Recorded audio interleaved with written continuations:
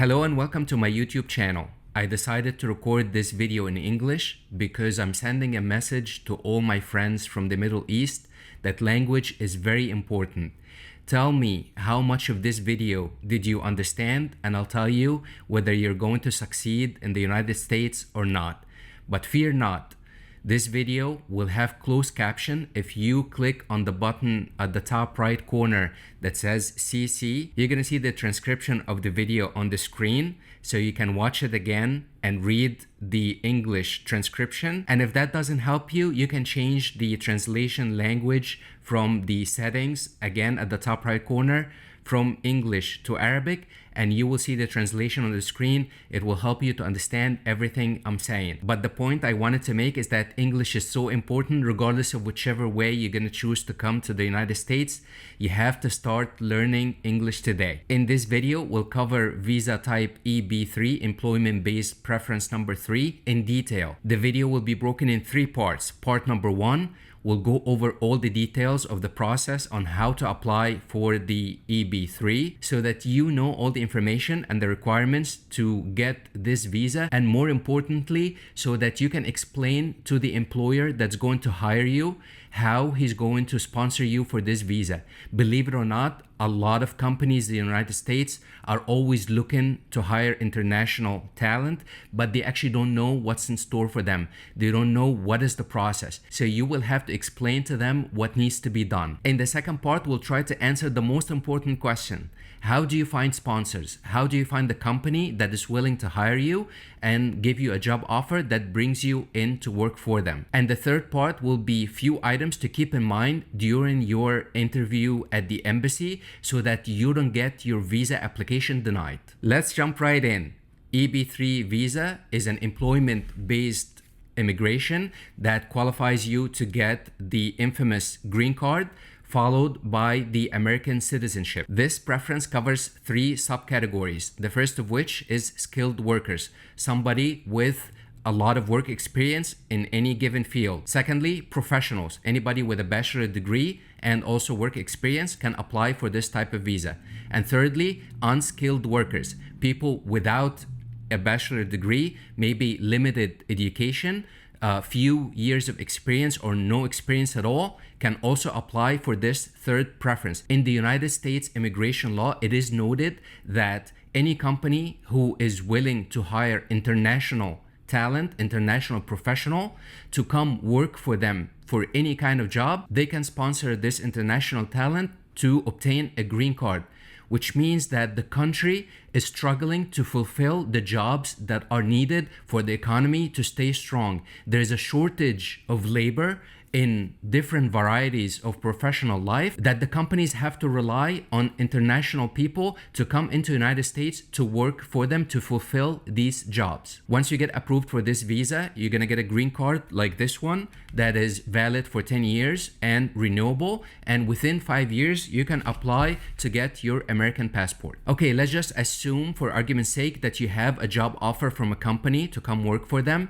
and we're gonna answer the question of finding those sponsors in the second part of the video. But let's just say you have a job offer, you found the company. You have to make sure they understand what the process entails.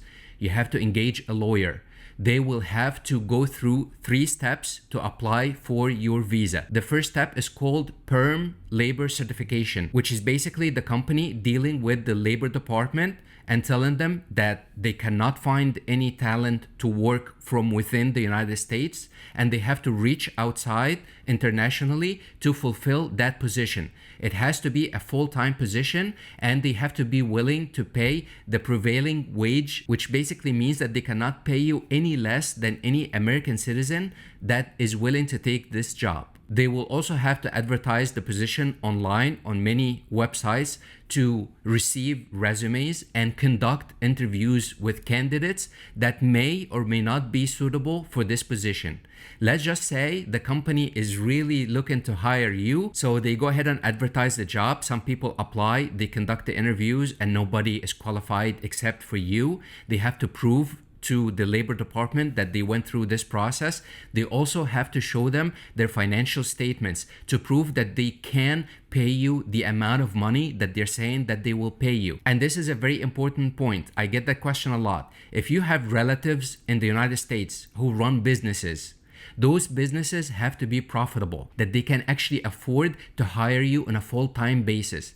So if your relatives or your uncle or somebody that you know who owns a business in the United States and pays taxes, he may have reasons not to be able to sponsor you because he may not be showing profit at the end of every year on his tax returns that can afford to bring you in. Of course, they can give you any reason like it is so complicated or that they cannot do it, but the real reason is that they don't want to show their financial statements to the US government. The second step, once the labor certification is approved, is to file Form I-140, which is basically your immigration petition. It gets filed with the USCIS and it includes all your qualifications, your resume, all the information you provided that basically says that you can fulfill this position. During this step, you have to be checking the visa bulletin on a monthly basis, which is published by the USCIS.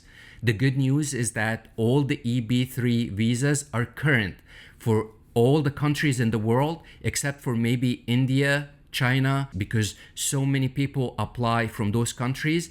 The rest of the world is current. So you're gonna submit the application, it's gonna take a few months, and then you're gonna get the decision made on this application without delay. Step 3 is to apply for your adjustment of status, Form I-485. If you are lawfully inside the United States on an F1 or M1 visa, that process will be very simple and it can be filed with the I-140 if a visa number is available for you. They're gonna submit I-140 and I-485 at the same time and you can adjust your status. If you're outside the United States, you're gonna have to go through consular processing, which means that the application gets filed with the USCIS and then you wait until a visa number is available for you and an interview will be scheduled for you at the US Embassy at the country where you reside. Like I said before, the good news is that the visa bulletin says that all countries are current. So once you submit an application, within few months, you're gonna get the decision made. Let's move on to part 2 and the most important question that everybody's been asking, how to locate the sponsors. I have 2 websites that I'm going to share with you today. I'm going to show you on the screen in a little bit how to navigate those websites to know exactly how to find companies that are willing to hire you and bring you over to the United States. But before we go over those 2 websites, let me just say a couple of quick things. First of all, you have to be able to answer the question, what is the value that you bring to the table? What is going to encourage a US-based company to hire you and bring you over to work for them? And what I mean by that is that you have to be good at something. You have to have a skill. You have to be talented at something in order for that company to say, yes, that is the person we want to bring over. If you are young, still in college, or just graduated, I highly encourage you to be in the information technology field. Technology companies really have a hard time fulfilling position from local talent. They always look for international people to bring over to work for them. Companies like Google, Intel, Facebook, Microsoft, all the companies in the tech market, big and small. It doesn't have to be a huge company. It could be a startup in California or New York. They will be looking for talent.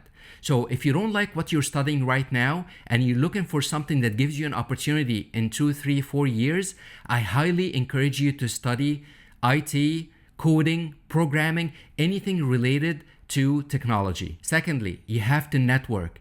You have to reach out to those people online. I know you're not physically capable of attending job fairs and things like that, but right now you can connect virtually with all the companies that work in any given sector via websites like LinkedIn and other professional platforms, and you can have the relationship with them. Find out exactly what they're looking for, what skills you need to learn and build on in order for you to qualify for these jobs. And by the way, as I always say, all the education is available for free online. You can learn coding for free. Platforms like Udemy and Coursera, for very little to no money at all, offer you all the knowledge you need to learn these skills. Thirdly, you have to always be thinking about how to be unique. What is going to differentiate yourself from all the other candidates that are applying for the same position. This is the sure way to get you an interview. Be innovative with your resume. Maybe create a website for yourself that can showcase your talent. You can offer value for free. If there's a company that you want to work for and you can do something for them right now for free as a gift from you to them, you have to do that first. Think about the things that are going to get you through the door and get the company excited about hiring you. And the last thing I'm going to say before we jump into the websites, if you are sitting down waiting for the job offer to come to you from somebody like me or anybody else in the United States, you are not going to get very far. Only those who are willing to work hard and spend a lot of time researching their goal and working on it, putting a lot of hours into it, those are the ones that are sure to succeed. If you are of the mindset that you don't speak the language, you don't have any professional experience or talent, you don't have any degrees, and you're just looking for some miracle to bring you inside the United States, I have bad news for you. It's not going to happen. Your goal is not going to be achieved. Only if you're willing to work hard for many hours, weeks, months, sometimes even years until you reach your goal. And now let's look at the websites. Okay, so if you don't have any relatives in the United States that are willing to sponsor you for a green card, the first website we're gonna look at is My Visa Jobs. The link will be in the description.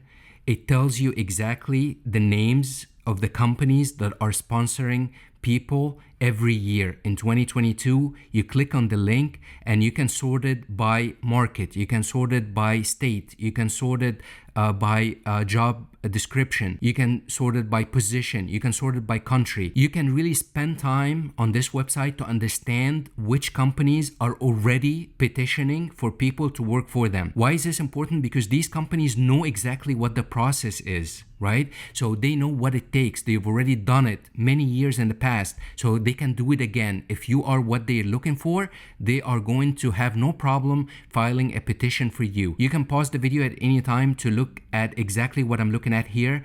I clicked on a couple of different links for truck drivers, for cooks at a restaurant, for the country Egypt, for example, and seeing how many people are being petitioned for a green card from Egypt. There is so much information on this website that I found so useful. It will open your eyes to the companies that you can start to interact with. I hope nobody watching this video is waiting for me personally to send them a job offer to be able to sponsor them to come to the United States. I won't be able to do that. I don't have the capacity.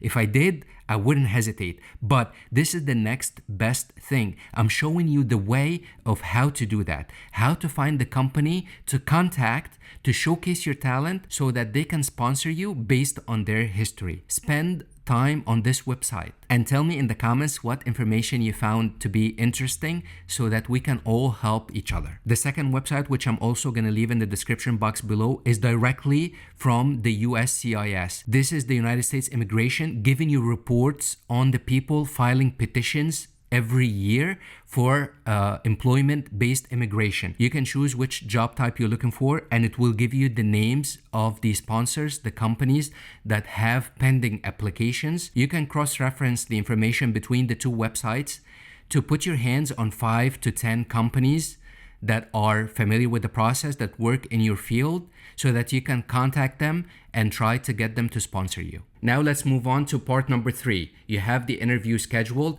There are a few things to keep in mind before you go through with it to make sure that your application doesn't get denied. Number 1, never lie. Let's just say that you got a job offer to work at a fast food restaurant, right? But you have an MBA or you have a bachelor degree in engineering or in any other field. One question you may get asked is, how is it that you have this high degree, but then you go into work in the food industry as a server or as a cook or any other job that is really unskilled? There is absolutely no reason for you to lie. You don't have to say things like, oh, this is my dream job or this is what I wanted to do all my life, because it's clearly a lie. You have to respect the intelligence of the counselor who's conducting the interview with you. You can be honest and forthcoming with them. You can tell them, hey, I always wanted to immigrate to the United States, and this is the only opportunity that I got. Even though it's not what I've been dreaming of, but it's still a good way for me to move my family and move my life from my country to the United States. And that is a respectable answer. You respect the person's intelligence. A second question you will surely get is, how did you find this job? You have to be able to explain fully the steps that you went through to find this job offer. And finally, you will be asked to describe the job that you're going to perform. You have to know the day-to-day details of this job. What exactly is expected of you? How are you going to fulfill this position? You have to be able to communicate that to the person conducting the interview with you. And with that, I want to thank you all for watching the video. Please, if you like the content, don't forget to like and also subscribe. And tell me in the comments, which type of visa are you looking forward to know more about next? And I will make sure that I prioritize the list based on your input. And I'll see you in the next episode. Bye.